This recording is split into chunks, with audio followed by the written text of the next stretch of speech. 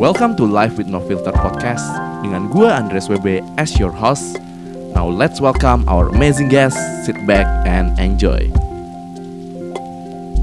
Halo, selamat datang di podcast Life with No Filter. Hari ini gue kedatangan tamu istimewa.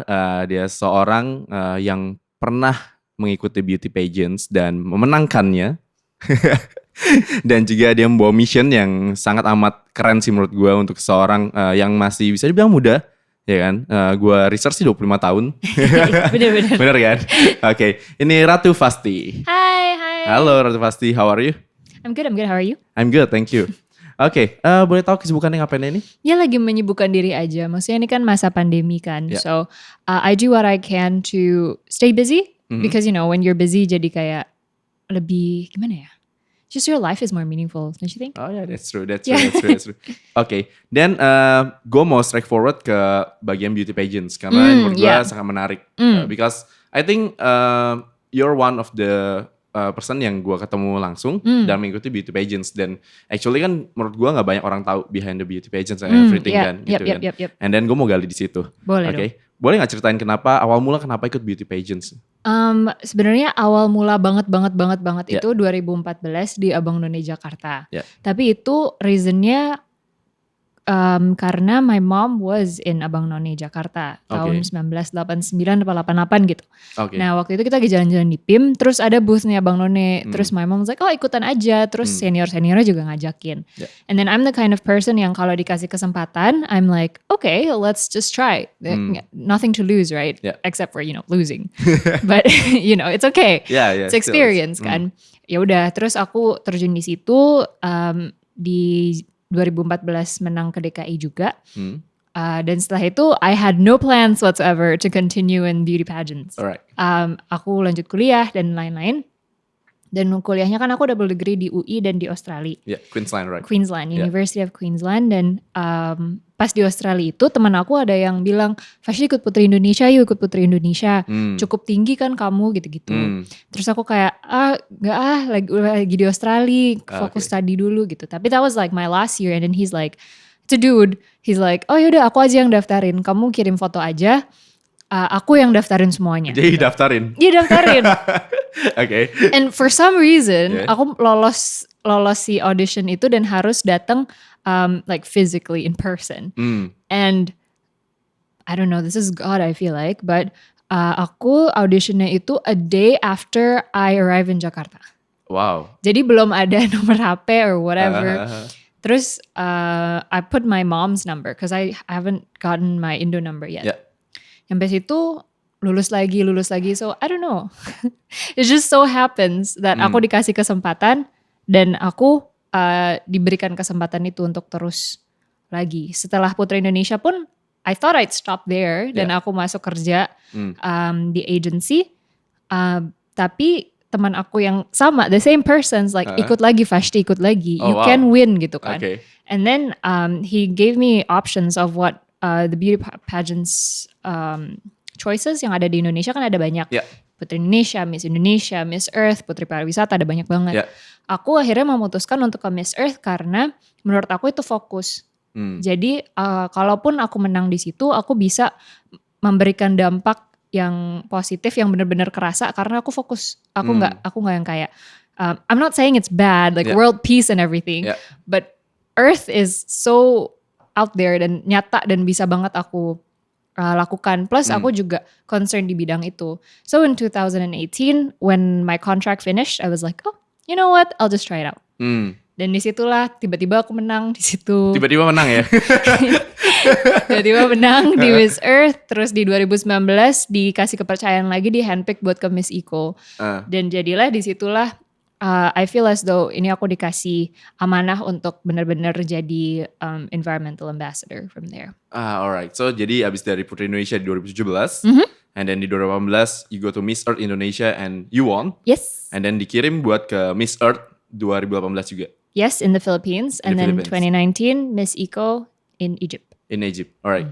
Pengalamannya apa sih di sana? Kayak there's one thing yang maybe life changing experience yang mungkin orang lain gak banyak tahu gitu. I mean gak pernah berada di lingkungan beauty pageants gitu. What do you think kayak, oh ini nih something yang cuman bisa gue dapetin kalau gue ngikutin beauty pageants? I'd say discipline and time management. Alright. Karena as a beauty pageant girl, you're expected to be perfect. Yeah. Of course, no one is perfect, tapi we're expected to be perfect as soon as you're outside of the hotel room. You can only be unperfect inside the hotel room. When there's no camera and stuff, right? When there is no camera. Dan syukur-syukur dapat roommate yang kayak baik gitu kan. Okay.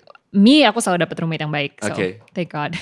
But di situ menurut aku sih discipline and time management. Karena kita selesai schedule mungkin kayak jam 1 pagi atau jam 2 pagi. Tapi kita harus bangun maybe like 5 or 6 to get ready and be perfect to have breakfast. Oh, alright. So that, even dari breakfast saya udah perfect. Yeah, exactly. Karena udah ada orang lain kan. Yeah. Di situ sih. Dan juga gimana caranya kita mengedepankan orang lain dibanding kita. Karena again we slept like 3 hours. Tapi we need to be nice and we need to be well behaved and everything. And sometimes we don't feel like doing that, but we have to. Jadi mungkin di situ sih yang aku belajar banyak dari ikut kompetisi-kompetisi ini.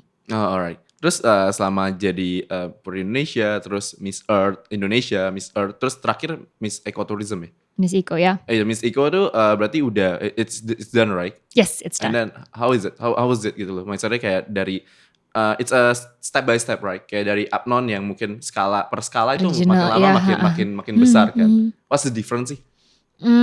Kalau dari Apnon beda banget karena kita punya abang. Oh ya, ada partner ya yang nemenin. Which I love. Ya. Karena aku ngerasa karena abang tuh adalah satu orang yang sangat-sangat apa ya? Kayak it makes me feel like I have a friend always. Karena kita gak berkompetisi dengan abang kita. Kita kan berkompetisi dengan none-none yang lain. Jadi sama abang tuh kita selalu kayak non udah makan belum gitu loh. Kan lumayan lah ada yang kayak perhatiin gitu. Kayak have each other lah ya. Yeah, exactly. Kalau di pageant yang just female, you are there for yourself, except if you have good roommates, like I said. Yeah. Dan bedanya lagi juga kalau udah di internasional, you meet a lot of different people with different cultures, language barriers juga banyak di situ. Dan how do you communicate everything? Cuma the beauty of it, I think, apalagi kalau di Earth dan Eco, we're there with one mission.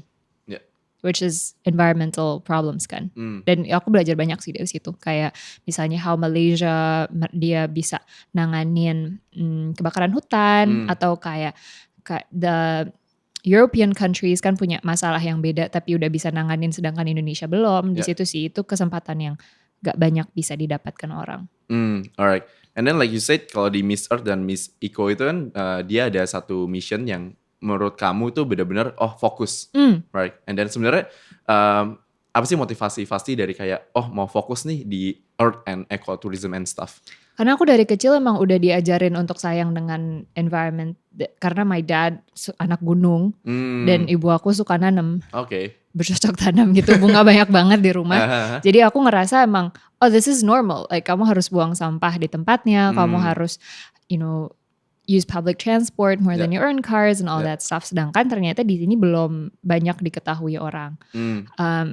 Dan aku ngerasa aku dilahirkan dengan tinggi yang segini, terus suka olahraga jadi kayak masuk nih ke dalam kriteria beauty pageant. Mungkin itu yang harus aku lakukan dan talent aku kan juga di communications and public relations. I love doing that. So I'm gonna use my talent for good.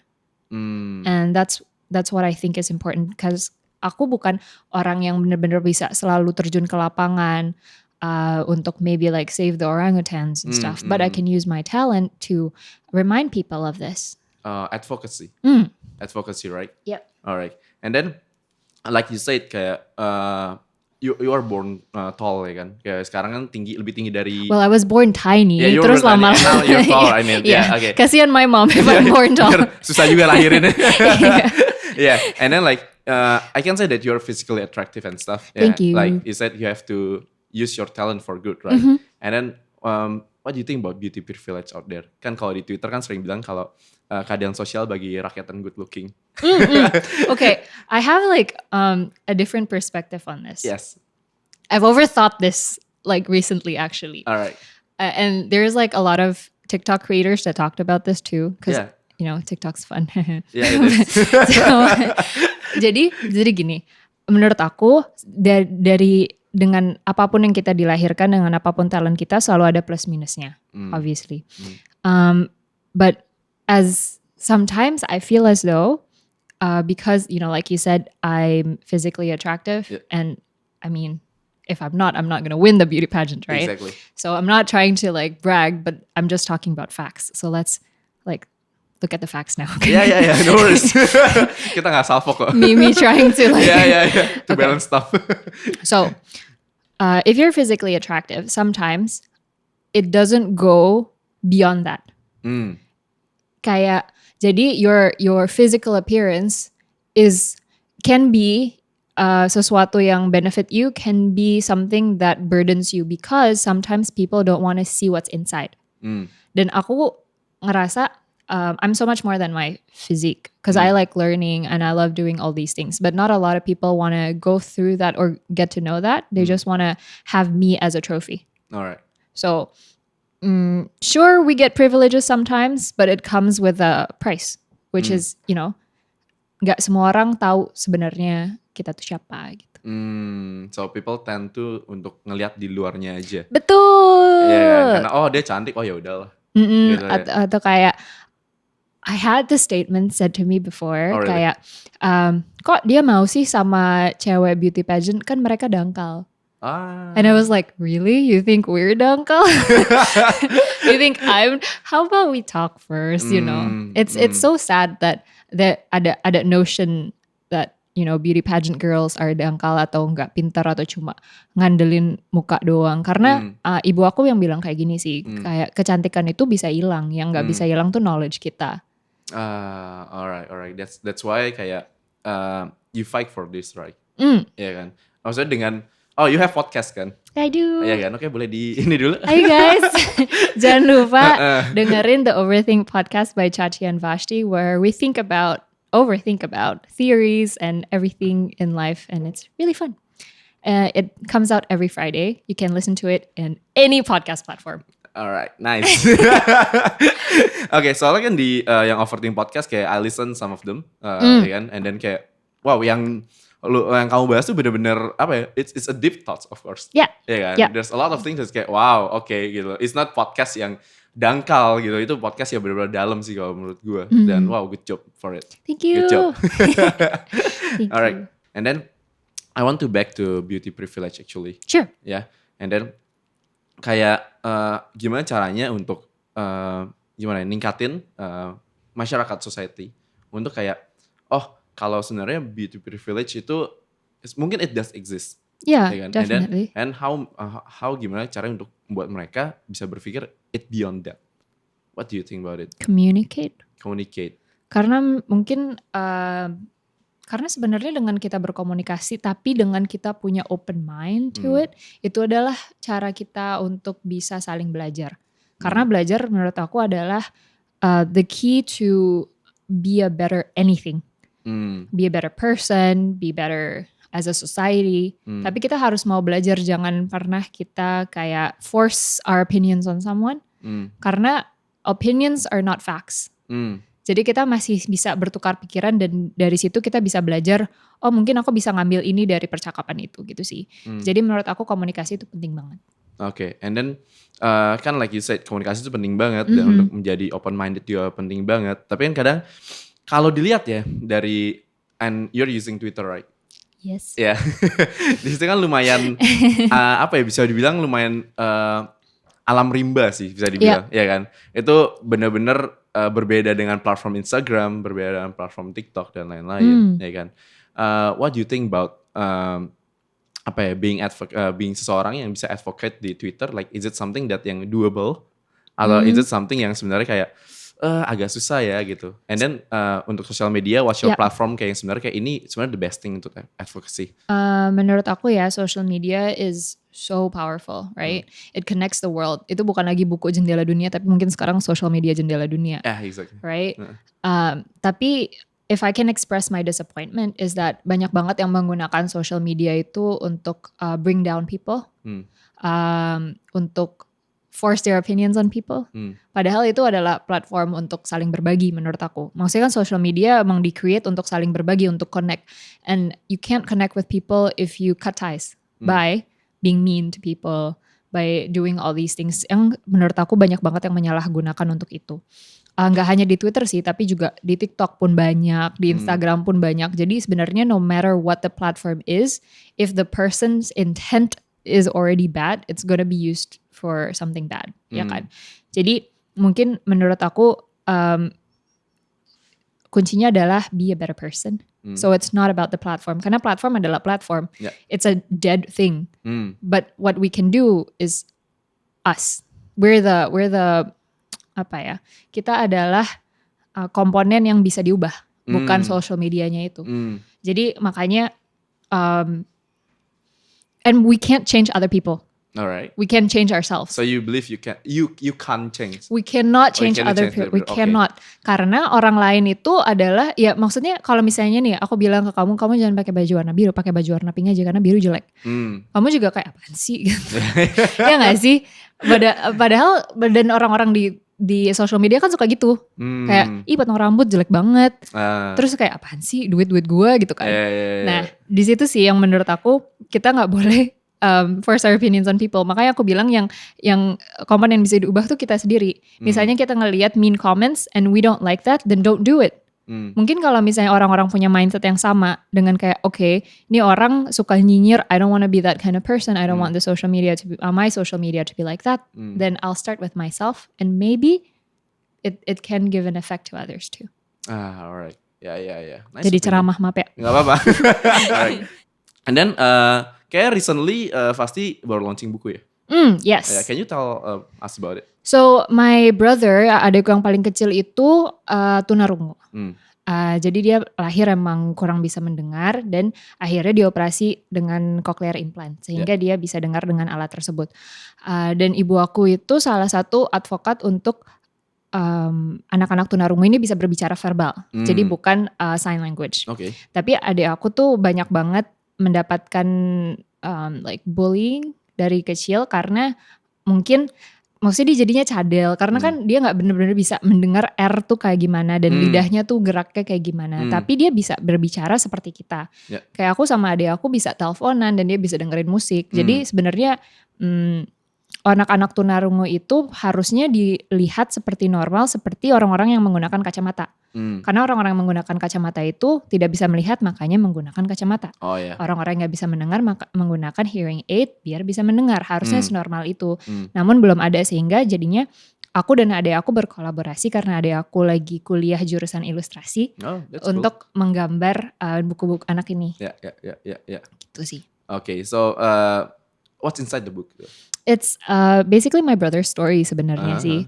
Dimana dia ngerasa sedih karena teman-temannya suka ngejelek-jelekin. Terus ngejelasin bahwa ini namanya alat implan, ini yang ngebuat aku bisa dengar gitu. Sehingga tujuannya anak-anak atau bahkan orang tua. Karena kalau misalnya kita buat buku anak-anak, itu tuh yang targetnya bukan hanya orang anak-anaknya aja, tapi orang tuanya juga atau guru yang orang dewasa yang membacakan buku itu juga bisa mendapatkan message tersebut. That's why we chose buku anak-anak. Karena juga anak-anak juga masih bisa lebih dibentuk persepsinya dibandingkan orang dewasa kan. Gitu sih. Alright. I want to talk about your bio di Instagram. Sure. Sustainable Living Advocacy. Yes. Iya kan? Yes. I mean, kenapa menurut Fasti itu kayak sustainable living advocacy yang sekarang kamu lakuin, it's an important thing to do for you. Jadi waktu aku masuk Miss Earth kan kita boleh milih advokasi kita apapun. Right? Jadi boleh milih? Boleh, karena environmental problems kan banyak banget. Kebakaran hutan, poaching and all those stuff. Cuma kenapa aku milih sustainable living? Karena menurut aku itu adalah yang paling dekat dengan kita. Dan kalau misalnya aku berbicara di event apapun, bisa langsung diterapkan besok harinya atau bahkan setelah event itu pun. Karena itu, ya, it's very practical. And for some reason gak banyak orang yang tahu. Waktu 2018, sekarang udah lumayan banyak yang tahu kan. Kamu dari kapan nih advocacy ini, 2018? Kalau to the public is probably 2018, tapi I've been doing that for a while. Jakarta Barat actually has a really good bank sampah. Oh really? Really good. Aku tinggal sini nggak So tahu. good. Jadi kayak bener-bener sampah-sampah di Jakarta Barat tuh paling dikit yang dibawa ke Bantar Gebang. Oh, I'm proud. Right? So good. It's actually amazing. Makanya I'm okay with like the litters here, to be honest. Karena bener-bener dijadiin kayak souvenir ondel-ondel gitu. Keren banget bang sampahnya asli. Anyway, I digress. Aku akhirnya milih sustainable living karena again it's practical tapi nggak banyak orang yang tahu. Padahal orang-orang tuh mindsetnya tuh kayak if I don't go to Kalimantan and save the orangutans, I've been saying that because I think they're cute. Yeah, they are. I agree. Itu nggak ada impactnya gitu. Which I'm not saying you can't go there, you definitely can. Tapi nggak semua orang punya waktunya dan punya dedikasinya untuk ke Kalimantan dan save the orangutans or go to Banten for kayak badak bercula 1 or something like that. Tapi kalau misalnya kita cuma bergerak dengan matiin lampu, bawa tumbler, bawa paper bags, canvas bags, itu juga udah bisa ngebantu. Tapi orang-orang nggak ngerasa itu signifikan. Jadi aku cuma mau ganti mindset mereka. I'm a really big believer in the power of the mindset. Karena with our brain we can do so much, but no one sees that. You know what I mean? Yeah. That's why itu ada di Overthink Podcast juga. Okay, itu the reason behind it. Alright. One of the reasons. One of the reasons. Alright. Jadi sebenarnya, like you said kan kalau bawa minum sendiri, bawa tumbler sendiri maksudnya, and then bawa canvas bag for shipping and stuff. I mean di Indonesia kan emang udah diterapin, like udah nggak pakai plastic bag ya. This year, yeah. This year kan, gitu. And then menurut Fasti kayak apalagi sih yang bisa sebenarnya like the government do untuk ngelakuin ini, karena beberapa kan kalau menurut aku government tuh ngambil andil banyak This is interesting. Untuk peraturannya kan, ya kan. So what do you take for this? I think we should not lean on the government too much. Alright. Karena the government does its best, tapi the government again karena itu pemerintahan kita banyak banget yang diurusin, right? It's not only lingkungan tapi juga prosperity, welfare and all that. Jadi nggak bisa terlalu fokus dan sebenarnya yang menjalani hidup kita adalah kita. Jadi kita yang lebih tahu dibanding the government. Kalau dan government pun juga bisa ngelihat perubahan di masyarakatnya sehingga mungkin perubahan yang harus dilakukan dimulai dari kita dulu. Jangan melulu menunggu government do something. Tapi kalaupun government sudah melakukan sesuatu seperti kayak sekarang di Jakarta pun udah nggak menggunakan single use plastic, dukung gitu sih. Jadi itu sih yang menurut aku kita harus mengubah mindsetnya. We can start first gitu. Dari semua, kalau misalnya aku diundang ke acara-acara environmental events kayak sustainable living and stuff, dan aku bikin seminar or something, the one thing that I always tell everyone is learn it, live it, and share it. Kenapa learn it dulu? Karena kita harus tahu alasan kenapa kita mau melakukan sesuatu. Again, karena it's the power of our mind. Dan alasan yang cocok ke kita itu pasti beda-beda dari orang ke orang. Misalnya dari single use plastic aja nih. Kalau misalnya, again, humans are so selfish. Dan jadi kita harus mikir what's in it for us first. Right? So that reason has to be unique to us. Misalnya single use plastic. I'm a stingy person. Aku kayak maunya hemat. Dan jadi alasan yang nyangkut ke aku adalah kalau aku bawa tumbler sendiri, aku nggak harus spend 5.000 setiap hari. Jadi 7 hari itu 35.000 kali 30 itu berapa gitu kan. Jadi itu I can save that money and I can go to like a holiday or something. Or I'm health conscious and I'd be like, okay, kalau misalnya aku nggak beli air mineral sekali pakai yang ada di minimarket itu, artinya I'm going to decrease the microplastic di lautan. Jadi nggak ada microplastic di tubuh kita terlalu banyak. So which one comes to me first? Like is it the financial side or is it the health side? Or maybe it's the environmental side, you don't know. Itu yang harus dipikirin. Makanya yang pertama tuh harus learn it, baru live it. Karena kalau kita tidak melakukan apa yang kita sudah pelajari, kita gak bisa share ke orang karena orang gak akan dengerin kita. Dan kenapa share it itu juga so important? Karena gak semua orang punya akses ke informasi seperti kita. Gak semua orang punya internet. Kayak sekarang selama pandemi kelihatan banget mana yang bisa daring, mana yang enggak. Makanya kita harus gak boleh pelit sama ilmu. Kalau misalnya kita belanja nasi goreng tek-tek, which is my favorite. Karena gak ada yang bisa membuat nasi goreng seenak abang-abang nasi goreng tek-tek. That's true. Oke, itu bawa tempat makan sendiri. Nanti abangnya nanya, kenapa bawa sendiri, kan saya sudah sediakan plastik. Nanti baru bilang sama mas-masnya, enggak mas, nanti gini. Nanti dia jadinya tahu, karena mungkin dia gak punya internet di rumah kan. Gitu sih. Wow, so it starts small. Yeah, tapi exactly. Impactnya besar ya. Wow, that's nice. Yeah. Oke, and then kalau misalnya Fasti nih, ini misalnya what if ya. Yeah. Kayak Fasti menjadi Menteri Lingkungan Hidup. Amin. Ya kan? Oh, amin berarti itu salah satu dream sih? One of. Oh really? Yeah, okay. aku pengen jadi menteri sih. Oke. And then menurut Fasti apa sih urgency yang harus Fasti lakuin ketika misalnya udah dilantik nih? Oke, program urgency apa yang Fasti mau lakuin? So, aku mau bekerja sama dengan Menteri Education. Karena menurut aku kita harus mempunyai satu subjek kayak di New Zealand sama di Australia tentang environmental. So it's beda dengan IPA, karena kalau di IPA kan kita belajar fotosintesis and all these things. We understand these. Tapi again kita anak kecil tuh mungkin harus tahu impactnya apa ke bumi gitu-gitu sih. Karena di sekolah ibuku, jadi kan ibu aku punya sekolah namanya Sekolah Aluna itu.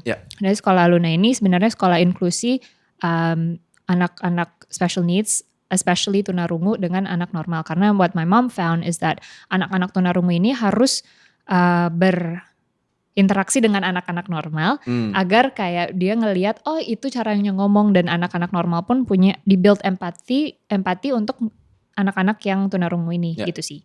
That's my mom's concept. Now, selain inklusi itu juga inklusi welfare wise, karena ada subsidi silang. So ada anak-anak dari yang kurang mampu, kayak anak-anak tukang parkir gitu-gitu.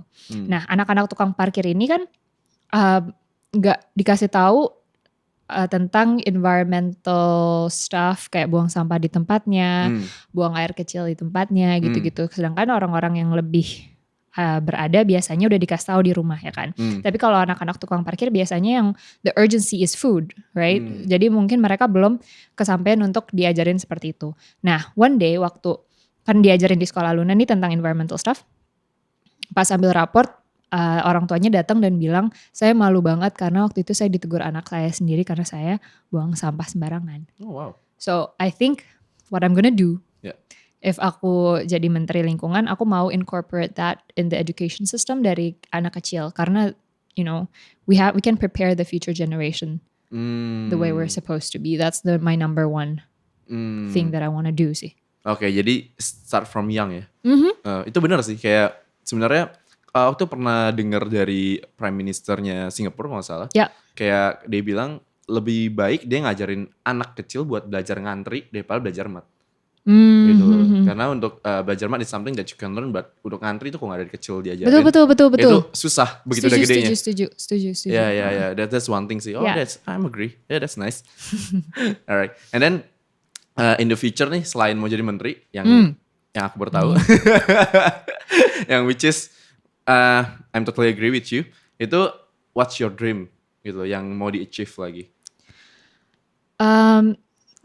So this question for me is always a bit difficult karena there are so many things I want to do, including menteri or maybe a diplomat, I don't know. But my payung besarnya adalah I want to be a positive impact.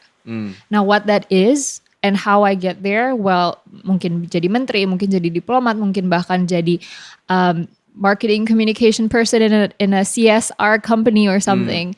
I don't really mind what the vessel is, tapi I just want to be a positive impact. So kalau aku meninggal nanti, orang-orang tuh bakal inget aku kayak, oh she's this girl who's positive and who did this to me, just like a simple, nice, kind act. Okay, so you want to be remembered in that way. Yes. Alright, nice. Alright, so like you said di Jakarta Barat kan itu katanya bank sampah yang terkeren. Yang which is sebenarnya aku pun tidak tahu dan aku merasa malu. Gak apa-apa, dikit banget kok yang tahu. Makanya kayak sebenarnya possible gak sih sebenarnya untuk Jakarta dulu deh. Mungkin kan Jakarta sering jadi contoh untuk kota-kota lain kan, bisa dibilang seperti itu. Ya kan? Untuk Jakarta dulu sendiri untuk menjadi rata gitu. Gak cuma Jakarta Barat doang nih yang bank sampahnya bagus. Kayak kenapa di daerah lain bank sampahnya bisa berbeda. Gitu. What's the reason behind it? I think kalau menurut orang dari Bank Sampah Jakartanya sih, it's like also inside the regional government. Bank sampah tuh pemerintah ya berarti bener ya? Pemerintah ya, bukan jadi swasta kan ya? bukan. Tapi sekarang udah banyak banget yang swasta. Oke. Jadi udah banyak banget, jadi bisa di pick up dari rumah gitu sampai terus nanti di recycle gitu-gitu. Wow. Jadi udah banyak banget. Oke. Cuma yang dari Jakarta Barat tuh waktu itu sekarang udah ganti sih ketuanya, tapi waktu di zaman aku menjabat Menjabat. dia sangat-sangat concern sampai mau bikin aplikasi di mana orang-orang bisa tahu truknya di mana gitu-gitu. Jadi passionnya emang ada di situ. Tapi menurut aku again like I said tadi, kita nggak boleh terlalu terlena dengan privilege yang dikasih government, tapi orang-orangnya juga harus mulai berubah, karena kalau misalnya orang-orangnya udah berubah nih di Jakarta, government akan menangkap itu dan kayak okay, I think we need to implement this, and even if we implement it pasti berjalan karena orang-orangnya udah mau berubah. Karena kadang-kadang orang-orang dikasih satu law baru tapi nggak mau demo gitu kan. Sedangkan kalau misalnya kita udah mau dulu, pasti government okay we can do this definitely gitu sih. Jadi start with ourselves. I'm always saying this karena we can't change other people. Yeah, that's true. Okay. So dari yang pengalaman Fasti udah ketemu kandidat-kandidat lain yang dari Miss Earth dan Eco itu, menurut Fasti negara mana yang sebenarnya kayak this is the best country untuk ngelakuin sustainable living? Like Sweden, I think. Sweden, Switzerland. Why?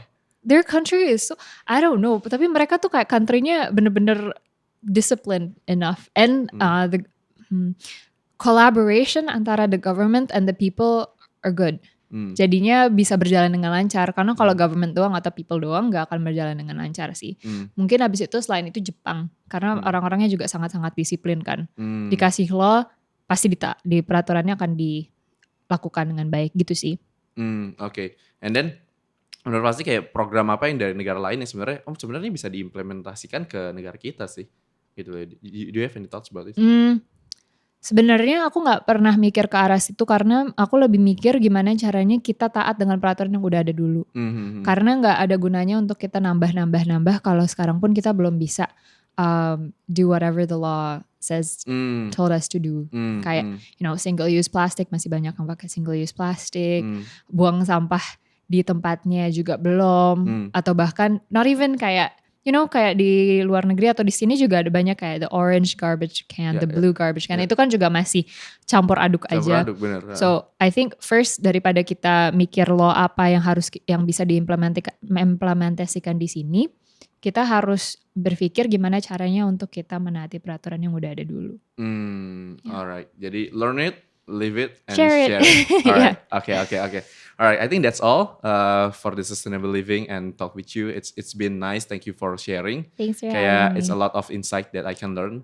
Of course, that Bank Sampah hits me well because I live in this area and I don't know about it. Alright, thank you Fasti for your time. Thanks for having me. Thank you guys for watching and listening our podcast. See you guys and stay safe and stay healthy. Bye-bye. Bye.